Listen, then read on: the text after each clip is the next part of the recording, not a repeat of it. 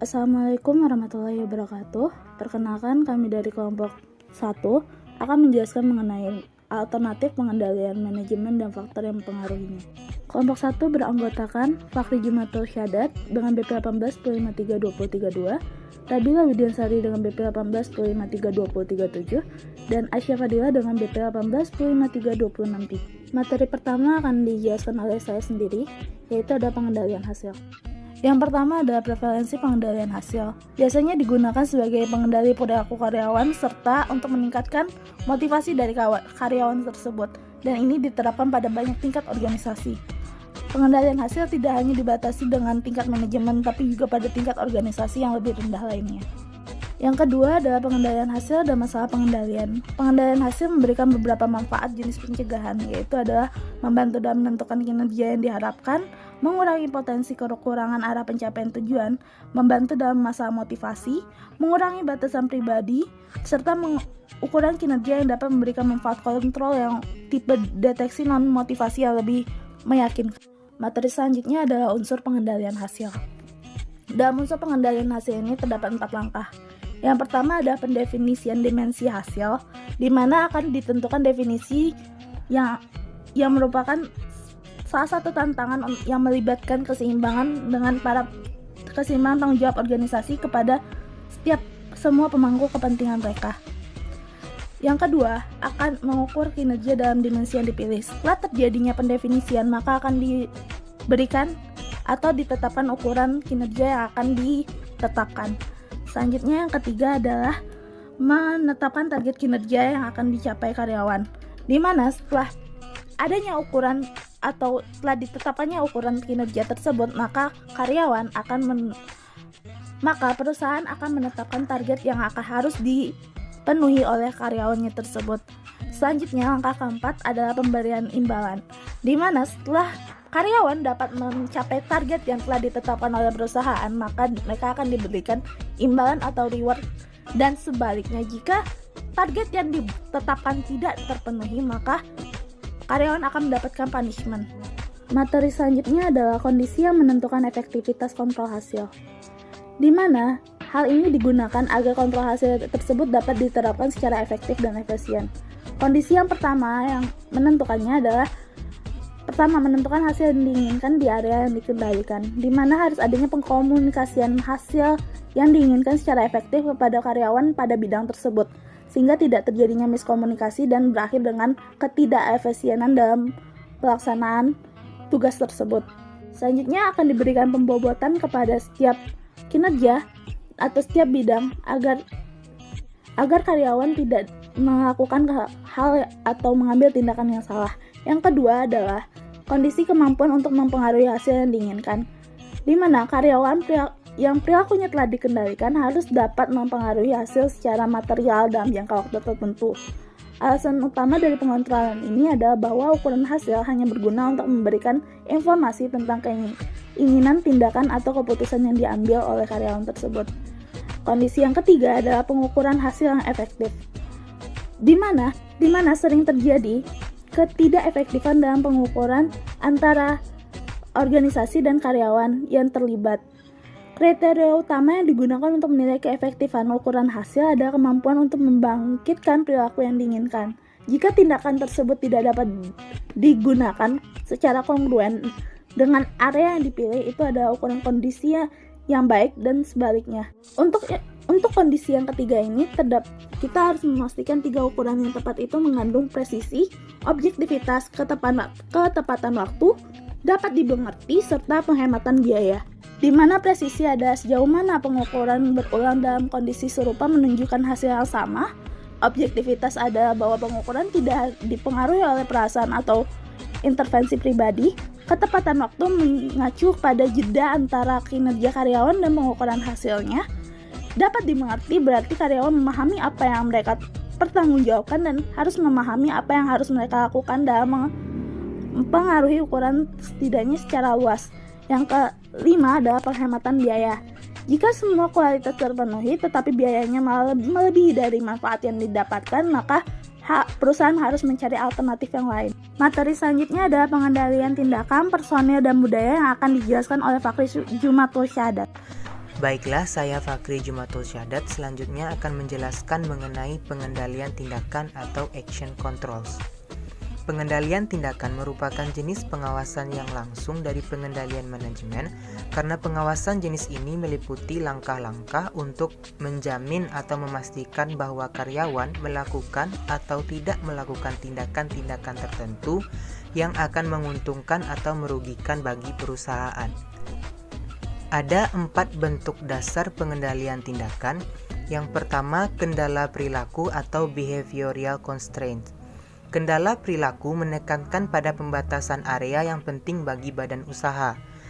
Kendala perilaku dapat diaplikasikan dalam bentuk kendala fisik seperti kunci, password, atau akses yang dibatasi, dan dalam bentuk administratif seperti pembatasan terhadap otoritas pembuat keputusan atau pemisahan tugas. Selanjutnya, tinjauan pratindakan atau pre-action reviews merupakan pengendalian yang dilakukan dengan cara memeriksa kembali rencana kegiatan operasional sebelum kegiatan dilakukan dan menghasilkan persetujuan atau penolakan. Selanjutnya, akuntabilitas tindakan dapat diaplikasikan dengan cara mendefinisikan tindakan, mengkomunikasikannya ke seluruh karyawan, dan melakukan pengamatan kemudian memberikan imbalan. Action accountability memastikan karyawan mempunyai tanggung jawab untuk melakukan tindakan yang mereka ambil. Yang terakhir, redundancy merupakan pengendalian yang dilakukan dengan cara menempatkan karyawan atau mesin lebih banyak untuk sebuah tugas daripada yang dibutuhkan. Contohnya seperti mencadangkan karyawan atau fasilitas komputasi. Selanjutnya, pengendalian tindakan dan masalah pengendalian. Pada tabel dapat kita lihat 3 permasalahan pengendalian, yaitu kurangnya instruksi, permasalahan motivasi, dan keterbatasan personal. Pengendalian tindakan ditujukan untuk menghilangkan 1 atau lebih dari 3 permasalahan tersebut. Behavioral constraints atau kendala perilaku paling efektif untuk menghilangkan permasalahan motivasi. Sedangkan tinjauan pratindakan dan akuntabilitas tindakan dapat membenahi ketiga permasalahan pengendalian. Dengan tinjauan pratindakan, para atasan dapat memberikan motivasi kepada para pegawai pada saat penyiapan expenditure proposal, budget, atau action plan yang lebih seksama. Dengan akuntabilitas tindakan, peraturan tertulis tentang tindakan-tindakan yang diinginkan dapat berfungsi sebagai arahan dan mengurangi personal limitation berupa kurangnya pengalaman dan keahlian. Redundansi akan sangat efektif untuk menyelesaikan tugas-tugas tertentu jika terdapat keraguan kepada para pegawai dalam melaksanakan tugas yang dimaksud karena masalah motivasi atau kapabilitas. Pencegahan versus deteksi. Pengendalian tindakan dapat juga diklasifikasikan apakah bersifat mencegah atau mendeteksi perilaku yang tidak diinginkan. Pengendalian tindakan tipe deteksi berbeda dengan pengendalian tindakan tipe pencegahan, karena deteksi diterapkan setelah perilaku yang tidak diinginkan terjadi.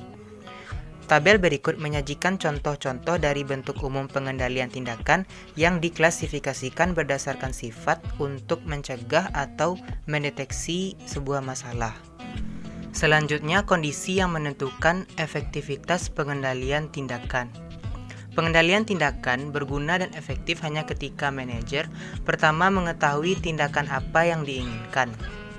Kurangnya pengetahuan tentang tindakan apa yang diinginkan merupakan keterbatasan dari penerapan action controls. Pengetahuan tentang tindakan-tindakan yang diinginkan dapat diperoleh atau dipelajari melalui 2 cara. Yang pertama dengan menganalisis pola-pola tindakan pada situasi tertentu atau situasi yang serupa sepanjang waktu untuk mempelajari tindakan-tindakan apa yang memberikan hasil terbaik. Kemudian dengan cara diberitahu orang lain seperti konsultan, khususnya untuk pengambilan keputusan yang bersifat strategis. Yang kedua, memiliki kemampuan untuk memastikan bahwa tindakan yang diinginkan terjadi. Agar action controls berjalan secara efektif, para manajer tidak cukup hanya mengetahui tentang tindakan yang diinginkan saja, tetapi mereka juga harus memiliki kemampuan untuk meyakini atau meneliti bahwa tindakan yang diinginkan tersebut terjadi. Kemampuan ini tentunya akan sangat berguna untuk berbagai action controls. Baiklah, saya Rabila Widiansari akan melanjutkan menjelaskan mengenai pengendalian personel. Pengendalian personel dibangun di atas kecenderungan alami karyawan untuk mengendalikan atau memotivasi diri sendiri. Pengendalian personel memiliki 3 tujuan. Yang pertama, membantu menjelaskan ekspektasi dan memastikan setiap karyawan memahami apa yang diinginkan perusahaan. Yang kedua, membantu memastikan setiap karyawan dapat melakukan pekerjaan dengan baik, bahwa mereka memiliki semua kemampuan, misalnya pengalaman, kecerdasan, dan sumber daya, misalnya informasi dan waktu, yang diperlukan untuk melakukan pekerjaan itu. Ketiga, meningkatkan kemungkinan setiap karyawan akan terlibat dalam pengawasan diri. Pengawasan diri adalah kekuatan bawaan yang mendorong sebagian besar karyawan untuk ingin melakukan pekerjaan dengan baik dan berkomitmen secara alami.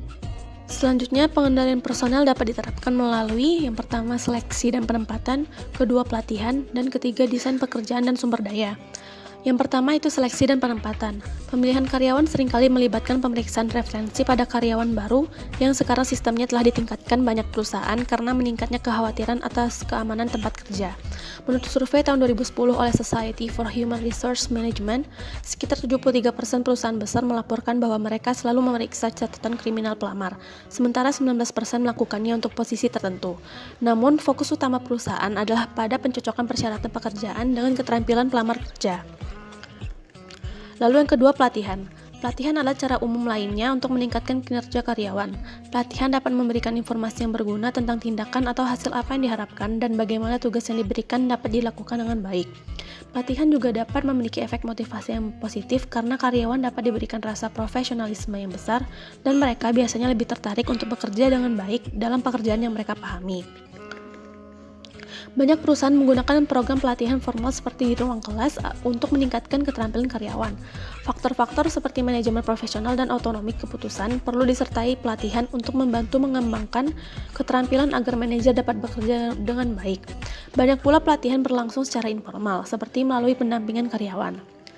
Lalu yang ketiga, desain pekerjaan dan penyediaan sumber daya yang diperlukan. Cara lain untuk membantu karyawan bertindak dengan tepat adalah dengan memastikan bahwa pekerjaan tersebut dapat memotivasi karyawan dan memiliki kemungkinan sukses yang tinggi. Karyawan juga membutuhkan sumber daya tertentu yang tersedia bagi mereka untuk melakukan pekerjaan dengan baik. Kebutuhan sumber daya biasanya mencakup item seperti informasi, peralatan, persediaan, dukungan staf, alat bantu keputusan, atau kebebasan dari interupsi. Dalam organisasi yang lebih besar, biasanya terdapat kebutuhan yang kuat untuk bertukar informasi antar entitas agar dapat mempertahankan koordinasi tindakan dan keputusan yang efisien serta tepat waktu. Selanjutnya yaitu pengendalian budaya. Pengendalian budaya dirancang untuk mendorong pengawasan, suatu bentuk tekanan kelompok yang kuat pada individu yang menyimpang dari norma dan nilai kelompok. Pengendalian budaya paling efektif jika anggota kelompok memiliki ikatan sosial atau emosional satu sama lain. Budaya organisasi dapat dibentuk dengan banyak cara, termasuk melalui kode etik, penghargaan kelompok, transfer intraorganisasi, dan pengaturan fisik dan sosial. Yang pertama itu kode etik. Sebagian besar organisasi berusaha untuk membentuk budaya organisasi melalui kode etik, kredo organisasi, atau pernyataan visi, misi, atau filosofi manajemen. Dokumen formal dan tertulis ini memberikan pernyataan umum tentang nilai-nilai organisasi, komitmen kepada pemangku kepentingan, dan fungsi organisasi yang diinginkan manajemen. Kode tersebut dirancang untuk membantu karyawan memahami perilaku apa yang diharapkan meskipun tidak ada aturan khusus. Yang kedua yaitu penghargaan kelompok. Pemberian penghargaan atau insentif berdasarkan pencapaian kolektif juga mendorong pengendalian budaya. Mendorong kepemilikan saham perusahaan kepada karyawan dapat mendorong semua karyawan untuk berpikir seperti pemilik. Lalu yang ketiga yaitu pendekatan lain untuk membentuk budaya organisasi. Pendekatan umum lainnya yang membentuk budaya organisasi termasuk transfer intraorganisasi serta pengaturan fisik dan sosial. Transfer intraorganisasi atau rotasi karyawan membantu mentransmisikan budaya dengan meningkatkan sosialisasi karyawan ke seluruh organisasi, memberi apresiasi yang lebih baik dan menghambat pembentukan tujuan yang tidak sesuai. Pengaturan fisik seperti rencana kantor, arsitektur, dan dekorasi interior, serta pengaturan sosial seperti kode pakaian, kebiasaan perilaku, dan kosakata yang dilembagakan juga dapat membantu membentuk budaya. Selanjutnya yaitu pengendalian personil atau budaya dan masalah pengendaliannya. Pengendalian personel atau budaya mampu mengatasi semua masalah pengendalian meskipun tidak setiap jenis pengendalian dalam kategori ini efektif untuk menangani setiap jenis masalah. Masalah kurangnya arah dapat diminimalkan, misalnya dengan mempekerjakan personel berpengalaman. Lalu masalah motivasi juga dapat diminimalkan di organisasi dengan mempekerjakan orang yang bermotivasi tinggi. Batasan pribadi juga dapat dikurangi melalui satu atau lebih jenis kontrol personel. Selanjutnya itu efektivitas pengendalian personel atau budaya. Peluang terbaik untuk menciptakan budaya yang kuat tanpa terjadi di awal terciptanya organisasi saat seorang pendiri dapat membentuk organisasi dengan budaya yang berbeda. Pengendalian budaya seringkali memiliki keuntungan karena relatif tidak mengganggu. Pengendalian budaya dapat digunakan sampai batas tertentu di hampir setiap tempat. Sekian penyampaian dari kelompok kami. Terlebih terkurang mohon dimaafkan. Wabillahi taufiq wal hidayah. Wassalamualaikum warahmatullahi wabarakatuh.